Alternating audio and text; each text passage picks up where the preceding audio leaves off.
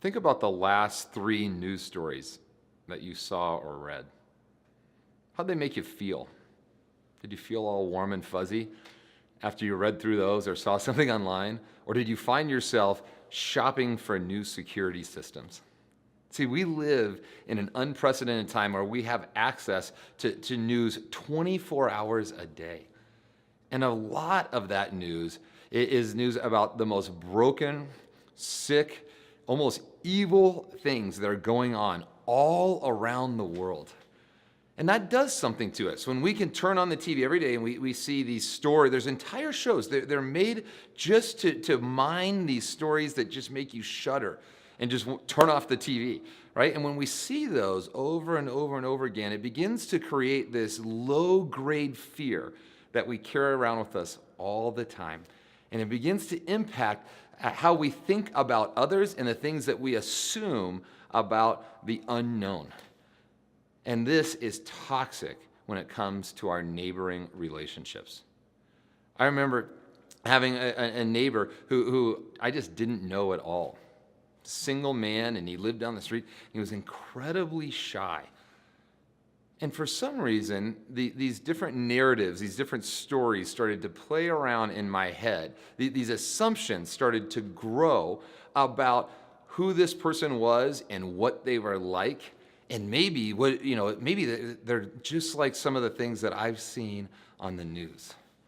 And then one day, I was walking down to the corner, and he happened to be out mowing his lawn. And I just said, hey, and we stopped and had that awkward moment where we walked in and just talked a little bit further. What I came to understand is he was a widower. He didn't have any family that lived in our state. That he was just incredibly lonely and that he was shy, but that he was dying for something of depth, for a real relationship. But all of those assumptions that I had made had prevented that from happening. I think that's true for a lot of us. We look around at these different people, and maybe we're going so fast, or maybe there's something just a little bit different about them, and then we begin to build up these roadblocks in the way of taking the next step with that person. Now, let's be honest. There are some really sick people in our world, and there's a chance that one of them lives on your block.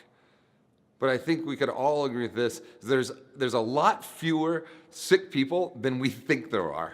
And so we just want to encourage you to begin to question some of the assumptions that you may or may not have made. Jesus has this incredible model all throughout the New Testament in which he's encouraging, he's challenging, he's pushing us to grow past some of our fears and to spend time with people who we might not normally choose to spend time with. All throughout the New Testament, we see that he makes the religious people uncomfortable because of the friends that he chooses, right? He shows up to the party at Levi's house, and the Pharisees are there nearby, and they start to question him. If you only knew who these people were, and Jesus looks at him and says, listen, I didn't come for the healthy, I came for the sick.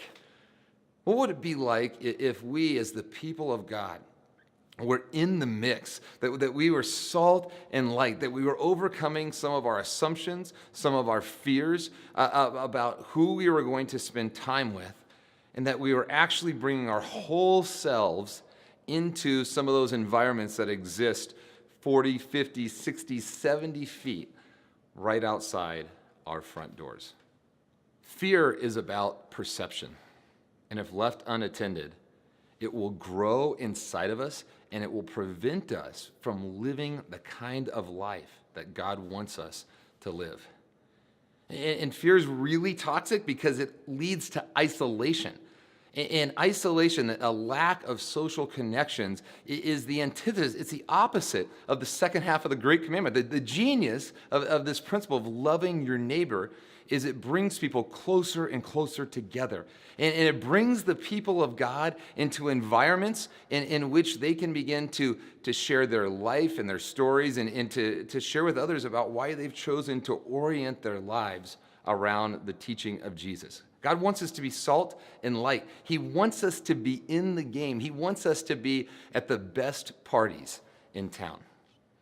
And so as you think about your block, if your block's like mine, there's always that one house where people don't know exactly what's going on. Maybe there's a lot of assumptions that you've made about the people that live there and some of the dynamics that exist. What would it look like if this week you just took the next step?